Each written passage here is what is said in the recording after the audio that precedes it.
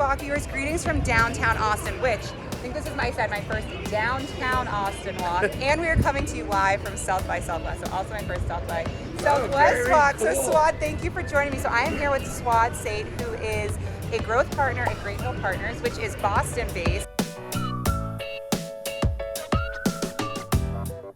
You were on the board of Ovid, yes. You worked with OpenView, you're an advisor, you were CMO at Rackspace, you've done pretty much everything. And he's an Austin resident, so he has so graciously joined me here. So my first question for you is, you have been in product roles, you've been in go-to-market roles, you've pretty much done everything.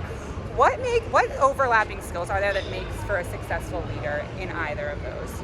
Yeah, so, I started my career off as a software engineer. Okay, I didn't even know that. Yes, and so that's how I ended up in product, is that I was an engineer that went to B school and then went to product. Yeah. And so when I went and ran go-to-market teams, I think the things that I brought along with me was this passion for numbers, metrics, measurement. Yep. And so I think that I was probably on the cutting edge or the early stages of marketing and sales becoming numbers driven, because it was really more artsy at the time. Yes. And so there are plenty of people that thought that I was a little bit on the edge and trying to measure everything, etc. So I think that really helped me become successful. The second thing is, I think, I don't know what it was in my head, even when I was an engineer, I was working on a new project, and instead of working on the project, I decided to go out in the field and talk to 50 people that we were trying to build print shop automation. I was at Xerox. And so I went out into the market and interviewed a bunch of people to understand what their pain was, to then come up with my product requirements, which was weird and different, I guess, at the time, especially for a big company like that. Yeah. And so being this outside-in thinker, I think, helped me, be in go-to-market, because you're always trying to understand the DNA of who's the buyer, who's the target user, etc. And solving their problem. That's exactly right. All right. And so think outside the box. That's right. That's so exactly narrow it down to. And I love interviewing people too, so I'm totally with you on that, because we are interviewing you. Yeah, go ask people what they want and then go build it, and then they will buy it. That's amen. I very much am in agreement with you on that. All right, you advise so many companies. You've done that for your whole career. What makes you tick as an advisor? I know that's kind of a broad question. Is there something you feel like you're constantly telling them that they're not listening to? Is there something you just get really passionate about telling them? What makes you tick as an advisor? Yeah, so I would say there's two areas that I feel like you could pull a cord in the back of my head, and I say this to every single company that I work with. One is that even though it's 2022, people still don't understand the deep connection between product, marketing, sales, and customer success, and how everything moves from left to right, and it's interconnected, and then there's feedback loops from every stage going backwards, and there's still like this feeling of the us and them, or the two different teams, and I spend a lot of my time, we use this in one of my companies, this baton metaphor of saying the baton has to be passed, and if you drop the baton, that's the weakest link, and everyone has to work in synchrony to go deliver your product or service, especially in SaaS, because we're delivering a service every day. And I feel like I have to repeat that, and I think I've used the baton metaphor over and over again. In fact, in one of the companies we actually had branded batons to explain to our team, and so I used that. We should have brought one as a prop for this walk.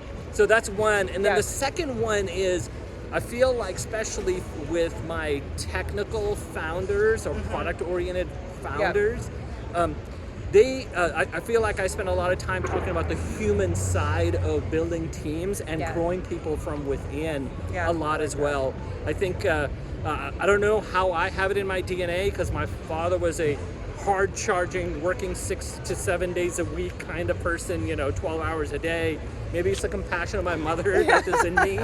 But, really thinking about people and thinking about how you grow their careers to get them to the next level as the win, as opposed to making them productive contributors to sort of shareholder value as the only agenda. And so sometimes I just, especially the people who haven't been around human-centric skills, I've always got to tell them, hey, think about what you're going to do for your teams to grow them. Yeah. And they'll be forever, they'll stay forever. Yeah. You're speaking my, I would say, we're gonna get run over by a car here, we're walking down the street. You're speaking my language. People, interviewing people, I'm here for all of this. And my last question for you is the evolving tech scene in Austin. I mean, we just had a whole hour-long conversation. We're going to keep it really short for you folks, but summarize that for me. Yeah, so, if I was to, we've been, my family and I, actually, our kids were born here. So my wife and I moved here actually from Boston,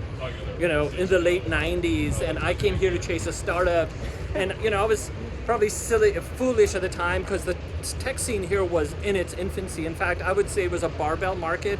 There was Dell, a little bit of IBM software here, and then a bunch of really tiny little companies. Yep. And the thing that's materially changed here from a tech market perspective is that a lot of the smaller companies here have grown up, and so we have local companies born in Austin. SolarWinds, even though it was a relocated company, but really it grew up here. A $1 billion revenue company. Rackspace, not so far from here, $2 billion. So those local companies have grown up. And the second big thing is that Austin has attracted now some of the biggest brands in tech to come put their offices down. In fact, you and I just walked on the other direction from a giant Google building. Indeed has a giant building. TikTok was in the news for leasing space here. Facebook or Meta is here. And so I think Austin has arrived as sort of, I would say, a lot of people here in the tech scene we used to say 20 years ago, we're going to be Silicon Valley 2 or Silicon Hills. And, we would quietly joke that it's not going to happen. And it did. Over the last 10 years, it has happened, and it has become the hottest tech market for people to move here and get jobs. And it's been really exciting to see that Austin has sort of become a real city. A place to be. I know, you've been here from the beginning, and now we're weekly walking here, so it's all come full circle. So awesome. Thank you for strolling with me. Weekly Walk viewers, check out Austin, and we'll see y'all soon. Bye, guys. Thank you.